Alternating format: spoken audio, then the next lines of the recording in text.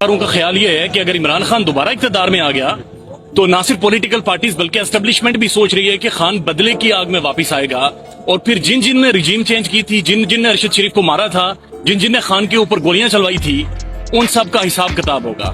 اس لیے خان کو کوئی کچھ بھی ہو جائے آگے نہیں آنے دینا. پہلے تو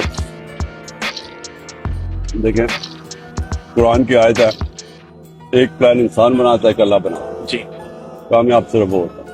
تو یہ کسی کے ہاتھ میں نہیں ہے کہ کس نے اقتدار میں آنا یا نہیں آنا. دوسری چیز، لیکن جو لوگ بدلے لیتے ہیں نا، وہ لوگ ہوتے ہیں جو کہ اپنے میں کے غلام ہوتے ہیں، ٹھیک ہے. اپنی ایگو کے غلام ہوتے ہیں. یا ایسے ہوتے ہیں کہ چھوٹی چھوٹی چیزیں نہیں بھولتی. ہمارے ایسے لوگ تھے، ذوالفقار علی بھٹو، وہ جب پار میں آئے تو وہ بھولے نہیں کہ جس نے بھی کچھ برا کیا تھا اس نے اس سے بدلے لیے. اور یا نواز شریف ہے، وہ چھوٹی کبھی بھی بھولتا نہیں تھا کوئی اسے جو سمجھے کہ اس سے ٹھیک طرح رویہ نہیں.